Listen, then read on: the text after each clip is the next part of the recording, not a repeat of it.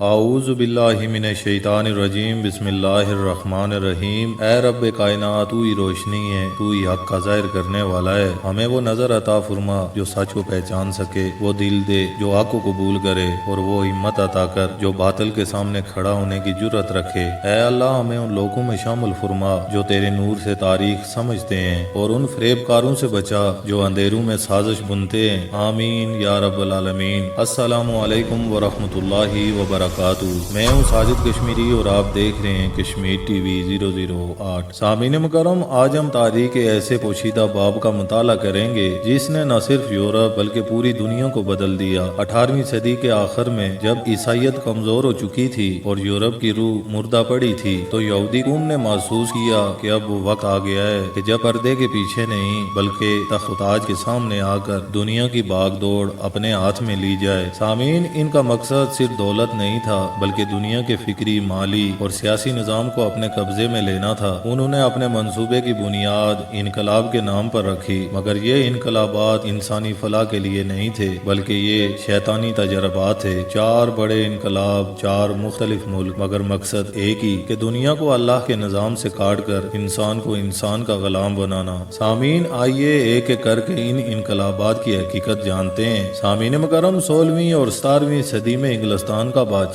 مذہبی اختیار رکھتا تھا۔ چرچ کے فیصلے ریاست کے فیصلے سمجھے جاتے تھے، مگر 1688 میں ایک انقلاب آیا جسے شاندار انقلاب کہا گیا۔ حقیقت میں یہ انقلاب نہیں بلکہ طاقت کی منتقلی تھی، یعنی تخت سے تاجروں، سود خوروں اور بینکاروں کی طرف۔ اس کے ساتھ ہی بینک آف انگلینڈ کا قیام اسی انقلاب کے فوراً بعد عمل میں آیا۔ یہ دنیا کا پہلا ایسا ادارہ تھا جس نے سود کو معیشت کا حصہ بنایا۔ اس کے بعد پورا یورپ قرضوں، سودی معاہدوں اور مالی غلامی کے اسکنجے میں آ گیا۔ قرآن پاک نے واضح فرمایا تھا کہ اللہ سود کو مٹاتا ہے اور صدقات کو بڑھاتا ہے، مگر انہوں نے سود کو ترقی کا نام دے کر پورے انسانی نظام کی بنیاد بنا دیا۔ انگریزی انقلاب دراصل سرمایہ دارانہ نظام کے قیام کی شروعات تھی، وہ نظام جس نے بعد میں امریکہ، یورپ اور پوری دنیا کو اپنی گرفت میں لے لیا۔ اس کے بعد 1776 میں امریکہ میں آزادی کا نعرہ بلند ہوا کہ ہم غلامی نہیں چاہتے، ہم آزاد ہیں۔ مگر سوال یہ ہے کہ کس سے آزادی؟ برطانوی بادشاہ سے یا خدا سے؟ در حقیقت یہ انقلاب ان سرمایہ داروں کی کامیابی تھی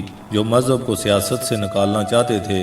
ہم سب برابر ہیں کا نعرہ مذہب سے آزادی کا اعلان بن گیا۔ امریکہ میں وہی بھی یہودی بینکار آئے جو انگلستان میں اپنی طاقت آزما چکے تھے۔ انہوں نے میڈیا، تعلیم، معیشت سب پر گرفت مضبوط کر لی۔ اسی دوران لیبرلزم اور فردی آزادی کے نظریات پورے مغرب میں پھیلنے لگے، مگر ان آزادیوں نے انسان کو خاندان، اخلاق اور ایمان سے کاٹ دیا۔ اب انسان آزاد تھا مگر اپنے ضمیر سے، اپنے رب سے اور اپنی روح سے دور۔ سامعین مکرم، اس کے بعد فرانس میں ایک ایسی طغیانی اٹھی جسے دنیا نے انسانی آزادی کہا، مگر حقیقت میں یہ خدا سے بغاوت تھی۔ بادشاہیت کو گرا دیا گیا، چرچ کے دروازے توڑ دیے گئے اور کہا گیا کہ انسان کو اب کسی خدا کی ضرورت نہیں۔ مذہب کو ظلم کہا گیا اور عقل کو ناجائز دہندہ قرار دیا گیا، مگر وہ بھول گئے کہ عقل جب وحی سے جدا ہو جائے تو وہ شیطان کا ہتھیار بن جاتی ہے۔ اس انقلاب کے بعد یورپ میں ایمان کا چراغ بجھ گیا اور میلیدیت نے جنم لیا۔ قرآن پاک نے ایسے لوگوں کے بارے میں فرمایا ہے، اور جب ان سے کہا جاتا ہے کہ زمین پر فساد مت پھیلاؤ تو وہ کہتے ہیں کہ ہم تو اصلاح کرنے والے ہیں۔ سامعین، یہی وہ لوگ تھے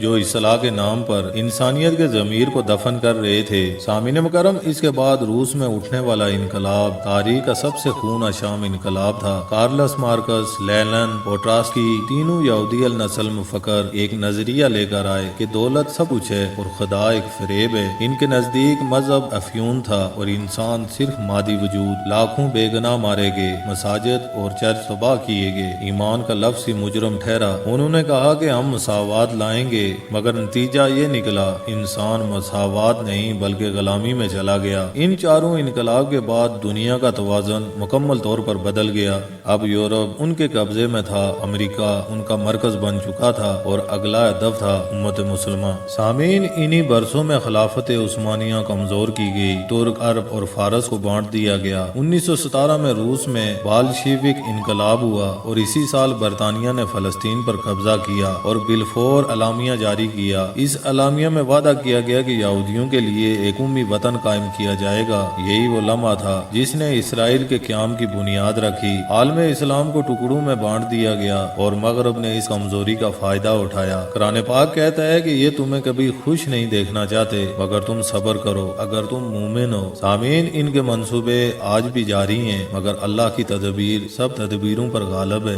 سامعین، تاریخ ہمیں سکھاتی ہے کہ طاقت کبھی صرف بندوق میں نہیں ہوتی بلکہ ایمان اور بصیرت میں ہوتی ہے۔ یہ چار انقلاب ہمیں بتاتے ہیں کہ ظاہری ترقی اگر ایمان کے بغیر ہو تو وہ تباہی ہے۔ آج امت مسلمہ بھی انہی راستوں پر چل نکلی ہے۔ میڈیا مغرب کی پیروی میں، تعلیم ایمان سے خالی اور سیاست عدل سے محروم ہے، مگر امید کی کرن ابھی باقی ہے۔ اگر ہم قرآن کی طرف لوٹ آئیں اور اپنے خالق سے رشتہ مضبوط کر لیں تو دنیا کی کوئی طاقت ہمیں زیر نہیں کر سکتی۔ سامعین، اگر آپ چاہتے ہیں کہ حق کی یہ صدا مزید مضبوط ہو تو کشمیر ٹی وی 008 کو ضرور سبسکرائب کریں تاکہ یہ پیغام ہر اس دل تک پہنچے جو سچائی کا طلبگار ہو۔ سامعین، تاریخ کے ہر دور میں باطل نے انقلاب کے نام پر فریب بیچا مگر اصل انقلاب وہی ہے جو انسان کو اپنے خالق کی طرف لوٹا دے۔ دنیا کے چار انقلاب نے انسان کو طاقت دی مگر روح چھین لی۔ اب وقت آ گیا ہے کہ ہم وہ انقلاب لائیں جو ایمان سے جنم لے اور جو دنیا کو نہیں دلوں کو بدل دے۔ اللہ آپ کا، ہمارا اور پوری امت مسلمہ کا حامی و ناصر ہو۔ وآخر دعوانا ان الحمدللہ رب العالمین۔